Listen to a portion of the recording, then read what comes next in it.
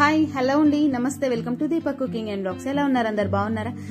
అయితే ఈ రోజు మన వీడియో వచ్చేసి కర్పూరం గురించి అండి. కర్పూరాన్ని మనం కేవలం దేవునికి దీపం పెట్టడానికి పూజలో మాత్రమే వాడుతూ ఉంటాం కదా, అలా కాకుండా కర్పూరంతో ఎన్ని లాభాలు ఉన్నాయో, ఎంత మంచిగా వీటిని ఉపయోగించుకోవచ్చో ఈ రోజు వీడియోలో అయితే చెప్తాను. కర్పూరంలో రెండు రకాలండి. ఒకటేమో పచ్చ కర్పూరము, రెండోటి మనం దేవునికి హారతి అది ఇస్తుంటాం కదా, ఆ కర్పూరం అనమాట. ఈ పచ్చ కర్పూరాన్ని మనం ఆయుర్వేద మందులలో వాడుతూ ఉంటారు. ఈ పచ్చ కర్పూరాన్ని మనం మామూలుగా వాడే కర్పూరాన్ని రెండింటిని కూడా ఎలా ఉపయోగించుకోవాలి, దీనివల్ల మంచి మంచి టిప్స్ అయితే నేను చెప్తాను. నేను చెప్పే ఈ కొన్ని టిప్స్ లో మీకు ఏవో కొన్నైనా మీకు ఉపయోగపడతాయని నేను అనుకుంటున్నాను. అందుకే వీడియోని చివరి వరకు చూడండి. ఓకే, ఫస్ట్ అయితే నేను మామూలుగా కర్పూరం గురించి అయితే చెప్తున్నాను. మనం దేవునికి దీపం పెట్టినప్పుడు అది ఒక్కోసారి వత్తి అనేది సరిగా వెలగదు కదా, వెలగనప్పుడు తొందరగా అంటుకోదనమాట వెలగడానికి. అప్పుడు కొంచెం కర్పూరాన్ని చూరలాగా చేసి చివర్లో అయితే పెట్టి తర్వాత దీపం పెట్టుకోండి, ఇంకా తొందరగా అంటుకుంటుంది అనమాట. ఓకేనా, ఇదొక టిప్. తర్వాత ఇంకొక టిప్ చెప్తాను. కర్పూరాన్ని ఒక పేపర్ తీసుకోండి. పేపర్ తీసుకుని ఒక కర్పూరం తీసుకుని దాన్ని అలా చూరలాగా చేసేయండి. చూరలాగా చేసేసి దీన్ని పాకెట్ లాగా అయితే కట్టేసుకోండి. ఇది ఎందుకంటే మనకి ఇంట్లో బియ్యం గాని పప్పులు గాని ఏవైనా పురుగు పట్టినట్టు అనిపిస్తే, లేకపోతే మనం ఎక్కువ మొత్తంలో బియ్యం పప్పులు తెచ్చుకుంటాం కదా, తెచ్చుకున్నప్పుడు అందులో పురుగు పట్టకుండా ఉండాలంటే ఇలాంటి పాకెట్స్ అయితే అందులో వేసుకోండి. ఇంకా ఎన్ని రోజులైనా పురుగు పట్టకుండా ఫ్రెష్ గా ఉంటాయి. ఓకేనా, ఒకవేళ పురుగు పట్టిన వాటిలైనా వేసినా సరే పురుగు వెంటనే వెళ్ళిపోతుంది అనమాట. తర్వాత ఇంకొక టిప్ చెప్తాను. ఇలాంటి రెండు పేపర్స్ అయితే తీసుకున్నాను. రెండు కాదు ఎక్కువైనా సరే తీసుకోండి. నేనైతే ప్రస్తుతానికి రెండైతే తీసుకుని చెప్తున్నాను. తర్వాత ఇందులో ఒక రెండు కర్పూరాన్ని ఇలా చూరలాగా చేసి ఇందాక మనం పాకెట్ లాగా కట్టుకున్నాం కదా, అలాగే కట్టేసేయండి. ఇవి ఎందుకంటే మనకి ఇంట్లో మనం సెల్ఫ్ లో బట్టలు పెట్టుకుంటాం కదండి, డైలీ యూజ్ బట్టలు అలాంటివి పెట్టుకుంటాం కదా, అలా సెల్ఫ్లలో బట్టల్లో కానీ లేకపోతే బీరువాల బట్టల కింద కానీ మనం కబోర్డ్స్ లో బట్టల కింద కానీ ఇలాంటి పాకెట్స్ అయితే పెట్టేసేయండి.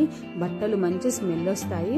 మనం మామూలుగా డాంబర్ గోళీలు అయితే ఎలా పెట్టుకుంటామో అలా పెట్టుకోండి. ఈ కర్పూరం వాసనకి ఏ పురుగు కానీ ఏవి కూడా అక్కడికి రావు. బట్టలు కూడా మంచి స్మెల్ వస్తాయి, ఫ్రెష్ గా ఉంటుంది. ఓకేనా, తర్వాత ఇంకొక టిప్ చెప్తాను. ఇదొకటి, ఒక గిన్నెలో కొన్ని వాటర్ తీసుకోండి. ఆ వాటర్ లో ఒక రెండు కర్పూరం బిళ్ళల్ని అయితే ఇలా చూరలాగా చేసి వేసుకోండి. ఇది ఎందుకంటే మనకి బాత్రూమ్స్ లో గానీ లేకపోతే మనం ఇంట్లో ఇలా ఏమంటారు సింక్ లో అది ఉంటది కదా జాలీలు, నేను చూపిస్తాను చూడండి. ఇదంతా బాగా కలిసేలా కలుపుకున్న తర్వాత ఇలాంటి వాటర్ పోయేటివి ఉంటాయి కదా ఈ జాలీలో, ఇందులో అయితే పోసుకోండి. ఇలా వారానికి ఒక 2 సార్లు అట్లా చేయండి. మనకి ఇంట్లోకి బొద్దింకలు అవి ఇది రావు. ఓకేనా, తర్వాత ఇంకొక టిప్, మన కొన్ని కర్పూరం బిళ్ళలు అయితే తీసుకొని వాటిని మనకి ఎక్కడైనా బల్లులు ఉన్నట్టు అనిపిస్తే ఆ ప్లేస్లలో ఆ కర్పూరం బిళ్ళని వేసేయండి. ఇలా బీరువా కింద గానీ డ్రెస్సింగ్ టేబుల్ కింద గానీ అలా కర్పూరం బిళ్ళలు వేసేస్తే ఆ వాసనకి అవి పక్క నుంచి అక్కడ నుండి అయితే పారిపోతాయి. తర్వాత మనము ఇంట్లో సెల్ఫ్ల పైన చాలా సామాన్లు పెట్టుకుంటూ ఉంటాం కదా, కిందంటే మాటికి సదురుకుంటాం కానీ పైన సెల్ఫ్లు ఊకే మాటికి సదురుకోం కదా, అక్కడ కూడా బల్లులు వచ్చి అక్కడ దాక్కుంటాయి. అక్కడ నుంచి బల్లులు వెంటనే పారిపోవాలంటే ఒక చిన్న కర్పూరం బిళ్ళని తీసుకొని అలా పైకి విసిరేయండి, అక్కడ పడేటట్టుగా విసిరేయండి, అక్కడ నుంచి బల్లులు పారిపోతాయి. తర్వాత ఇదొక టిప్, మనకి ఇంట్లో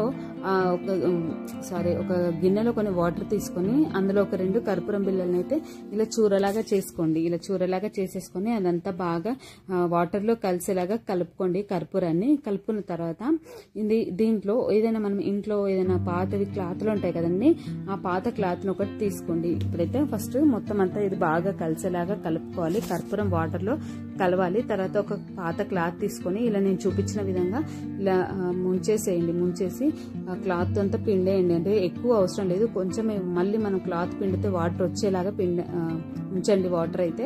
తర్వాత మనకి ఇంట్లో బూజు దులిపే కర్రలు ఉంటాయి కదా, ఆ బూజు దులిపే కర్రకి ఈ క్లాత్ అయితే కట్టేసేయండి. ఓకేనా, ఈ క్లాత్ అయితే కట్టేసి చివర్లో 3 అయితే వేసుకోండి. మనం ఇంట్లో బూజు దులుపుకుంటాం కదండి, బూజు దులుపుకున్న తర్వాత ఇలాంటిదైతే చేయండి, ఈ పని అయితే చేయండి. చేస్తే మనకి వెంటనే మళ్ళీ బూజు రాదు. తర్వాత అక్కడ సాలెపురుగులు కానీ ఏవైనా ఉంటే పట్టమన్నమాట. సాలెపురుగులతోనే మనకి ఇంట్లో తొందరగా పాలిష్ అవుతుంది, బూజు అనేది వస్తుంది. ఇలా మొత్తం మనం ఎలాగైతే బూజు దులుపుకోవడానికి అలా చేస్తామో, బూజు ఎలా దులుపుకుంటామో అలా ఒకసారి ఈ క్లాత్ తోనంతా ఇలా గోడల మీద మొత్తం ఇలా అంతా అనేసేయండి. ఇల్లంతా ఇలా అంటే మనకి తొందరగా పాలిష్ రాదు, ఇల్లంతా మంచి స్మెల్ కూడా వస్తుంది, ఇంట్లో మంచి స్మెల్ వస్తుంది. తర్వాత మనకి పాలిష్ అయితే రాదు. ఆ క్లాత్ అయితే మొత్తం గట్టిగా పిండకండి, కొంచెం వాటర్ వచ్చేలాగా ఉంచుకోండి. ఓకేనా, తర్వాత ఇంకొక టిప్ చెప్తున్నాను. మనం మామూలుగా మనం ఇల్లు కడుక్కుంటాం కదండి, ఇల్లు కడిగినప్పుడు ఒక రోజుకొకసారి లేకపోతే 2 రోజులకు ఒకసారి అట్లా ఇల్లు కడుక్కుంటాం కదా, ఇల్లు కడిగేటప్పుడు లేకపోతే మనం క్లాత్ పెట్టి తుడుచుకుంటాం కదా బండల్ని, అలా తుడుచుకునేటప్పుడు మామూలుగా వాటర్ కాకుండా కొన్ని ఆ వాటర్లో ఒక కర్పూరం బిళ్ళని తర్వాత కొంచెం షాంపూని అయితే వేసుకొని ఇలా బండల్ని అయితే తుడుచుకోవడం వల్ల మంచి స్మెల్ వస్తుంది ఇంట్లో, తర్వాత మంచి పాజిటివ్ వైబ్రేషన్ ఉంటుంది, తర్వాత బండలు మంచి షైనింగ్ వస్తాయి మనం షాంపూ వేయడం వల్ల. తర్వాత మనకి ఇంట్లో మనం ఇప్పుడు ఈ వర్షాకాలం అయితే చాలా ఈగలు వచ్చేస్తాయి కదా, ఏదైనా ఫుడ్ పడితే మొత్తం ఈగలు వచ్చేస్తాయి, అలాంటి ఈగలు ఏం రాకుండా ఉంటాయి. ఓకేనా, ఈ కర్పూరం బిళ్ళతో కడిగేస్తే. ఓకేనా, తర్వాత ఇంకొక టిప్పు, మనం బట్టల కింద పెట్టుకున్నట్లాంటి పాకెట్స్ ని కొన్ని తయారు చేసుకుని కిచెన్ లో అక్కడక్కడ డబ్బాల పక్కన పెట్టుకోండి. అలా పెట్టుకోవడం వల్ల ఆ ప్లేస్ లోకి బల్లులు కానీ బొద్దింకలు కానీ ఏవి రావు ఇంకా. ఓకే, సరే, ఇంకొక టిప్ చెప్తాను. ఒక గిన్నెలో కొన్ని వాటర్ తీసుకొని అందులో ఒక కర్పూరం బిళ్ళను, 1 లేదా 2 కర్పూరం బిళ్ళలను అయితే ఇలా చూరలాగా చేసేసుకోండి. ఇదైతే చాలా బాగా ఉపయోగపడుతుంది అందరికి, ఇదైతే ఖచ్చితంగా చేసుకోండి అందరైతే. ఇది కర్పూరం బిళ్ళను వేసేసి బాగా కలిపేసి అదంతా కర్పూరం అంతా కరిగిపోయిన తర్వాత మనకి ఇంట్లో స్ప్రే బాటిల్స్ ఉంటాయి కదా, ఆ స్ప్రే బాటిల్లో పోసి పెట్టేసుకోండి. ఇది మనకి ఒక 2 రోజులు అట్లా వస్తుంది. తర్వాత మనం ఇంట్లో కిచెన్ లో మొత్తం మనం పనంతా అయిపోయిన తర్వాత కిచెన్ స్టవ్ అంతా గిన్నెలన్నీ కడిగేసుకున్న తర్వాత నైట్ పడుకునే ముందు ఇలా మొత్తం అంతా స్ప్రే కొట్టేసేయండి. ఆ కర్పూరం వాటర్ తో మొత్తం అంతా స్టవ్ మీద, ఆ బండ మీద, టైల్స్ మీద, కిచెన్ అంతా మొత్తం అంతా కూడా స్ప్రే కొట్టేసేయండి. ఆ స్ప్రే కొట్టేయండి. లేకపోతే కర్పూరం వాటర్ ఉందా, ఆ వాటర్ లో కొంచెం క్లాత్ ను ముంచేసి ఇలా మొత్తం అంతా తుడవడం వల్ల ఆ వాసనకి ఆ ప్లేస్ లోకి, ఆ కిచెన్ లోకి, ఆ స్టవ్ దగ్గరికి బల్లులు బొద్దింకలు ఏవి రావు. ఓకేనా, ఇలా మనకి కిచెన్ లోకి బల్లులు బొద్దింకలు వస్తే చాలా చిరగ్గా ఉంటుంది కదా, మళ్ళీ తర్వాత అవి చాలా డేంజర్ కూడా. అందుకోసమని ఈ వాసనకి ఆ దరిదాపుల్లో కూడా బల్లులు అనేది రావన్నమాట కర్పూరం వాసనకి. ఓకేనా, ఇలా రోజు నైట్ మనం పడుకునే ముందు ఇలా స్టవ్ అంతా ఇలా నీట్ గా చేసుకున్న తర్వాత ఇలా ఒకసారి చేయండి. కర్పూరం వాటర్ ఉంటాయి కదా, దాంట్లో క్లాత్ ముంచేసి ఇలా స్టవ్ టైల్స్ అంతా తూడ్చేయండి, బల్లులు అయితే రావు. ఓకేనా, ఇదొక టిప్ అన్నమాట. ఇలా చాలా రకాల టిప్స్ ఉన్నాయండి. ఇంకా తర్వాత ఇంకా పచ్చకర్పూరంతో చెప్తాను. ఇప్పుడు పచ్చకర్పూరంతో కూడా మనం ఆయుర్వేదంలో చాలా మందులలో కూడా చాలా వాడతారు. దీన్ని మనం తినడానికి కూడా ఉపయోగిస్తారు, కొన్ని ఫుడ్లలో కూడా వీటిని వేస్తారు. అదేంటో చెప్తాను. ఫస్ట్ అయితే ఒక గిన్నె తీసుకొని దాంట్లో నేను మొత్తం 2 పచ్చకర్పూరం, ఇది మామూలు కర్పూరం కాదు ఇప్పుడు నేను చెప్పేది, పచ్చకర్పూరాన్ని ఇలా చూరలాగా చేసేసుకోండి. ఇది కూడా మనకి మార్కెట్ లో దొరుకుతుంది, పచ్చకర్పూరం అంటే ఇస్తారు. ఇది మంచి స్మెల్ ఉంటుంది ఇది కూడా.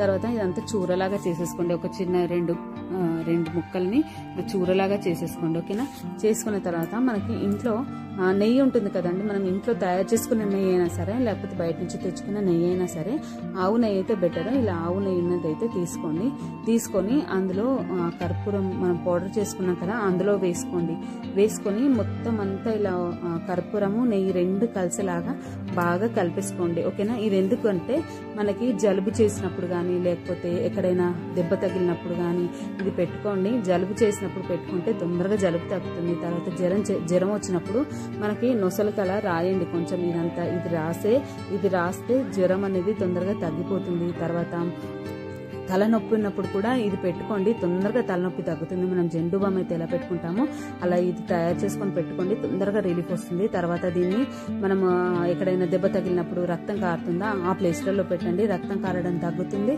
తర్వాత దీనికి చీమ అనేది రాదు, ఇన్ఫెక్షన్ కూడా రాదు ఇది పెట్టడం వల్ల. ఓకేనా, ఎక్కడైనా వాపు ఉన్న ప్లేస్లలో, నొప్పిగా ఉన్న ప్లేస్లలో దీన్ని పెట్టండి, తొందరగా తగ్గిపోతుంది. దాన్ని తయారు చేసుకున్నాం కదా మనం, దాన్ని ఏదైనా ఒక గాజు సీసాలో కానీ లేకపోతే ఏదైనా జెండు బామ్ డబ్బాను, ఏదైనా ఖాళీ డబ్బాలు దాంట్లో అయితే పెట్టేసుకుంటే మనకి ఎప్పుడైనా ఏదైనా నొప్పి ఉన్నప్పుడు కానీ లేకపోతే జలుబు జ్వరం వచ్చినప్పుడు అది కొంచెం అలా వాసన చూసుకుంటే తొందరగా రిలీఫ్ వస్తుంది. ఓకేనా, తర్వాత ఇదొక టిప్, ఒక గిన్నెలో కొన్ని వాటర్ తీసుకొని అందులో కొంచెం పచ్చకర్పూరం అయితే వేసుకొని మనం నైట్ పడుకునే ముందు మనకి ఒక్కోసారి నిద్ర పట్టదు.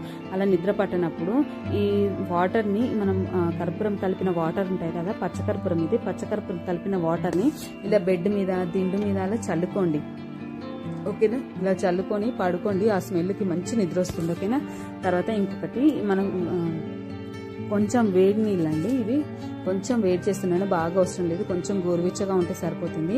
ఈ నీళ్ళల్లో కొంచెం ఇలా ఒక 2 చిన్న చిన్న ముక్కలుగా కర్పూరాన్ని అయితే ఇలా చూరలాగా చేసి వేసుకోండి. ఈ గోరువెచ్చని నీళ్ళలో వేసుకున్న కర్పూరాన్ని ఇది ఎందుకు ఉపయోగిస్తారంటే మనకి దురదలు వేసినప్పుడు, ఒంటికి దురద వచ్చినప్పుడు కానీ, లేకపోతే అప్పటికప్పుడు శరీరం పైన దద్దులు వచ్చేస్తుంటాయి, ఎర్రగా మారిపోయి దద్దులు వచ్చేస్తూ ఉంటాయి కదా, ఆ ప్లేస్లలో ఈ కర్పూరం కలిపిన, ఈ గోరువెచ్చని కర్పూరం కలిపిన వాటర్ ఉంటాయి కదా, ఆ వాటర్తో కడిగేయండి. అలా కడిగేయడం వల్ల తొందరగా ఇన్ఫెక్షన్ తగ్గుతుంది. అక్కడ ఏదైనా ఫంగస్ లాంటివి ఏమైనా ఉంటే పోతాయి. దీన్ని డైలీ మనం ఒకసారి అట్లా చేయండి, 1-2 సార్లు చేయండి. మనకు ఒక 2-3 రోజులలో ఆ దురద తగ్గడము, ఆ దద్దులు తగ్గడం అయితే తగ్గిపోతుంది. ఇలా చాలా రకాలుగా ఉపయోగించుకోవచ్చు అండి కర్పూరాన్ని. ఓకేనా, ఇందులో ఏవైనా కొన్నైనా మీకు ఉపయోగపడతాయని ఈరోజు ఈ వీడియో అయితే తీస్తున్నాను. నా వీడియోస్ ఎలా అనిపిస్తున్నాయో ఏంటో కూడా ఒక చిన్న కామెంట్ చేయండి. తర్వాత ఇంకో చెప్తాను, ఈ కర్పూరాన్ని మనం ఫుడ్లలో కూడా తీసుకుంటారండి. వీటిని మనం ప్రసాదం లడ్డులు ఉంటాయి కదా, తిరుపతి లడ్డూలు, అలాంటి లడ్డులలో కూడా ఈ పచ్చకర్పూరాన్ని ఉపయోగిస్తారు తెలుసా. మనం ఇంట్లో లడ్డు చేసుకున్నప్పుడు కొంచెం కర్పూరాన్ని అందులో వేయండి, ఆ టేస్టే మారిపోతుంది. ఓకేనా, ఇంకా మనం తీర్థపొడిలో కూడా ఈ పచ్చకర్పూరాన్ని వాడతారు. తీర్థపొడి ఎలా చేయాలో మీకు కావాలంటే నాకు కామెంట్ చేయండి, నేను ఎలా చేయాలో నేనైతే చెప్తాను. ఓకే, మనం డైలీ టెంపుల్కి వెళ్ళి తీర్థం తీసుకుంటాం కదా, ఆ తీర్థపొడి అయితే నేను కావాలంటే కామెంట్ చేయండి, చేస్తాను. ఓకేనా, ఈ వీడియో నచ్చితే లైక్ చేయండి, ఛానల్ని సబ్స్క్రైబ్ చేసుకోండి. Thank you.